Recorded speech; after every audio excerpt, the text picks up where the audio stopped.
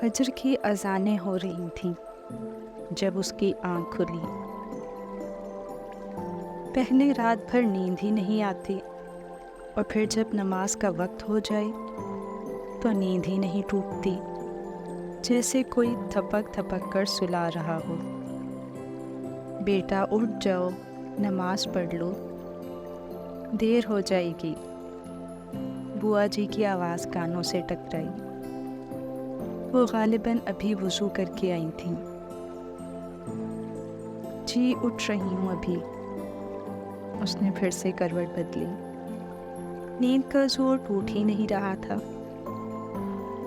بوا جی نے دوبارہ آواز دی۔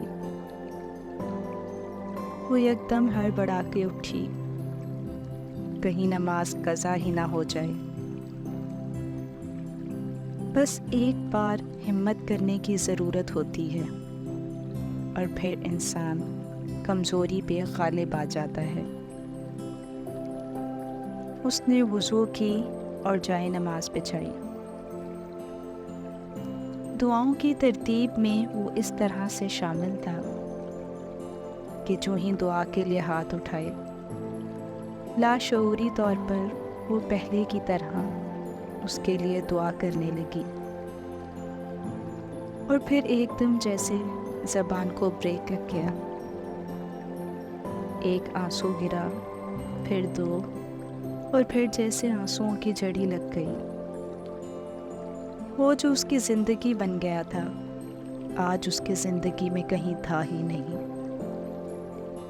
دن گزرتے جا رہے تھے مگر صبر اور سکون آ ہی نہیں رہا تھا۔ دل کہیں لگتا ہی نہیں تھا۔ لوگ کیسے کہہ دیتے ہیں کہ وقت بڑا مرہم ہے۔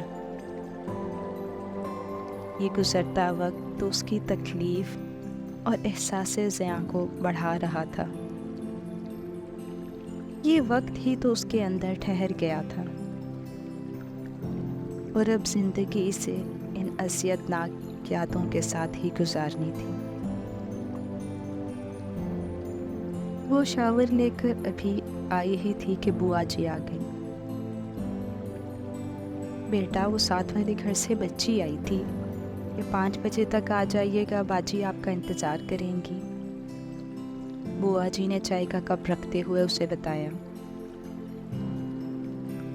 بوا اگر دوبارہ آئے تو آپ منع کر دیجیے گا، کہہ دیے گا کہ طبیعت نہیں ٹھیک۔ امیرہ نے بے دلی سے تولیہ ایک طرف رکھتے ہوئے کہا۔ بری بات ہے بیٹا، وہ اتنے پیار سے تمہیں بلا رہی ہے، تھوڑی دیر کے لیے چلی جاؤ، دل بہل جائے گا تمہارا بھی۔ بوا جی رسانیت سے بولی۔ بس دل نہیں کر رہا، پھر کبھی چلی جاؤں گی۔ بوا جی اسے دیکھ کر دل محسوس کر رہ گئیں۔ وہ کسی طور اپنے خول سے باہر نکلنے کو تیار ہی نہیں تھی۔ وہ ٹیرس کا دروازہ کھول کے باہر آ گئی۔ ابھی کچھ دیر ہی گزری تھی کہ گھر کے لان سے مرہا نے اسے دیکھ کر پرجوش سا ہاتھ ہلایا۔ وہ اسے ایک دم سامنے دیکھ کر سٹ پٹ آ گئی۔ جلدی سے آ جاؤ، میں تمہارا ویٹ کر رہی ہوں۔ وہ منہ کے دونوں اطراف ہاتھ رکھ کے اونچی آواز میں بولی۔ اب امیرہ کے پاس حامی بھرنے کے سوا کوئی چارہ نہیں تھا۔ اچھا، میں آ رہی ہوں تھوڑی دیر میں، اس نے قدرے اونچی آواز میں کہا اور واپس اندر آ گئی۔ بوا جی اس کے جانے کا سن کر بہت خوش ہو رہی تھیں۔ انہوں نے فٹافٹ اس کے کپڑے نکالے کہ کہیں یہ نہ ہو کہ وہ اپنا ارادہ پھر سے بدل لے۔ اس نے ڈور بیل دی۔ مرہا نے ہی دروازہ کھولا اور اسے پرجوش سا ویلکم کیا۔ وہ بہت فرینڈلی نیچر تھی، جبکہ امیرہ ذرا کنفیوز ہو رہی تھی۔ وہ بہت کم لوگوں میں گھلتی ملتی تھی، اور پھر اس واقعے کے بعد وہ لوگوں سے ملنا بھی نہیں چاہتی تھی۔ زندگی کو بس ایک کنارے پر لگا لیا تھا۔ کہ بس خاموشی سے وقت اور زندگی گزر جائے۔ چائے کا بڑا پرتکلف سا اہتمام تھا۔ مرحا بصد اصرار اسے ایک ایک چیز کھلا رہی تھی۔ اس کی دوستانہ طبیعت کا ہی اثر تھا کہ امیرہ بھی حیرت انگیز طور پر اس کی کمپنی میں اچھا محسوس کر رہی تھی، اس سے باتیں کر رہی تھی۔ اس کی ایک وجہ یہ بھی تھی کہ اس نے امیرہ سے کرید کر کچھ بھی دریافت کرنے کی کوشش نہیں کی تھی۔ جتنا اس نے اپنے بارے میں بتایا، اس نے اتنا ہی جان لینے پر اکتفا کیا۔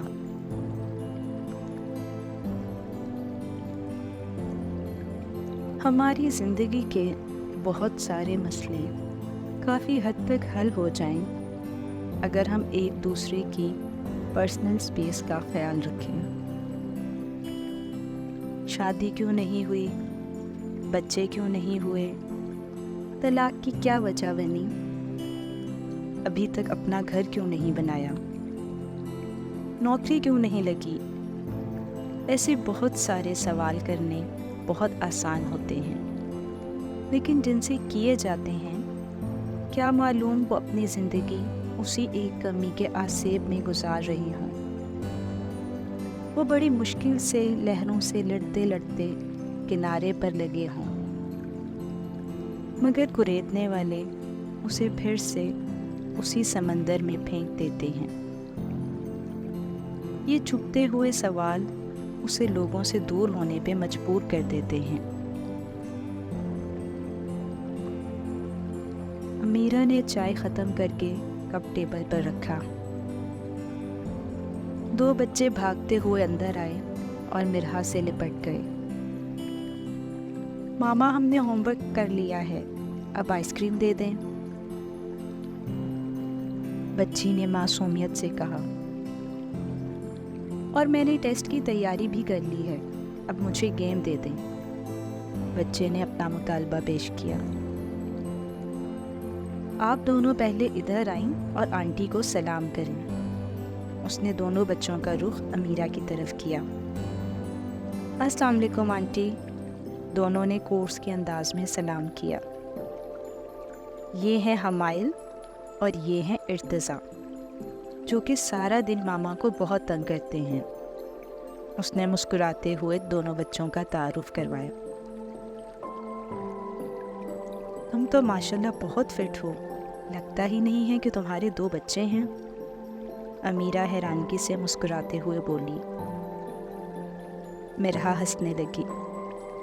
سب یہی کہتے ہیں، بس تھوڑی ایفرٹ کرنی پڑتی ہے یار، بس پھر مینٹین ہو ہی جاتا ہے۔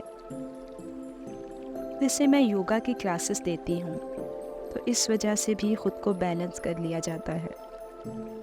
بلکہ میں یہاں پر بھی یوگا کی کلاسز سٹارٹ کر رہی ہوں، سامنے والے پارک۔ اگلے ہفتے سے انشاءاللہ سٹارٹ ہو جائیں گی، تم بھی ضرور جوائن کرنا، اس نے امیرہ کو بتایا۔ ہاں ضرور انشاءاللہ، میں نے بھی لگتا ہے کافی ویٹ گین کر لیا ہے، مجھے اس کی اب ضرورت بھی ہے، امیرہ مسکراتے ہوئے بولی۔ بہت عرصے بعد اسے کسی کی کمپنی میں وقت گزرنے کا پتہ ہی نہیں چلا۔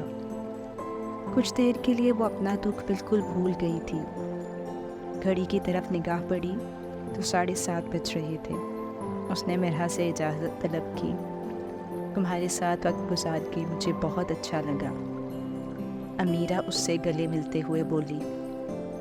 مجھے بھی، ایسے مجھے یقین نہیں تھا کہ تم آ جاؤ گی، مرحا ہنستے ہوئے بولی۔ پر اب آتی رہنا جب تمہارا دل چاہے، اس نے خوش دلی سے کہا۔ گھر آ کے اسے بالکل ہلکا پھلکا فریش سا محسوس ہو رہا تھا۔ وہ ٹی وی لاؤنج میں ہی بیٹھ گئی۔ بوا جی اسے دیکھ کر کچن سے آ گئیں۔ بہت دیر لگا دی بیٹا، بڑے صاحب تمہارا پوچھ رہے تھے۔ جی بوا، بس ٹائم گزرنے کا پتہ ہی نہیں چلا۔ صوفے کی پشت سے ٹیک لگا کر اس نے آنکھیں موندتے ہوئے جواب دیا۔ چلو اچھی بات ہے بیٹا، تمہاری دوستی ہو گئی ہے، تمہارا بھی دل لگ جائے گا۔ بوا جی کو اس کے گھر سے باہر نکلنے پر بہت خوشی اور اطمینان ہو رہا تھا کہ چلو اس کی روٹین میں بھی کوئی تبدیلی آئی۔ کچھ دیر وہ وہیں بیٹھی رہی، پھر اٹھ کر بابا کے کمرے میں آ گئی۔ وہ نماز پڑھ کر دعا مانگ رہے تھے۔ اس کی آمد پر بے ساختہ مڑ کر دیکھا اور مسکرائی۔ وہ وہیں ان کے بیڈ پر ٹیک لگا کر بیٹھ گئی۔ ماں باپ کی چیزوں سے بھی ایک خاص خوشبو آتی ہے، ایک انوکھا سا سکون ملتا ہے۔ ان کے تکیے، ان کے بستر ایک خاص قسم کی مہک سے تر ہوتے ہیں۔ وہ آنکھیں بند کر کے جیسے اس خوشبو کو اپنے اندر اتار رہی تھی۔ بھائی آج کہاں غائب تھی میری بیٹی؟ بابا جائے نماز طے کرتے ہوئے بولے۔ بابا کو اس دن آپ کو بتایا تھا نا، ساتھ والی گھر سے ایک لڑکی ملی تھی جس کے ساتھ اس دن واک بھی کی تھی، بس اسی نے چائے پر انوائٹ کر لیا۔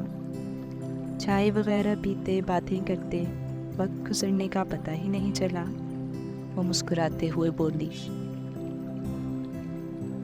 اچھا یہ تو بہت اچھی بات ہے، بلکہ تم بھی کسی دن اسے اپنے گھر انوائٹ کر لو، پڑوسیوں سے ملنا جلنا چاہیے۔ بابا بیڈ پر بیٹھتے ہوئے بولے۔ اس نے تائید میں سر ہلایا اور وہیں براجمان ہو گئی۔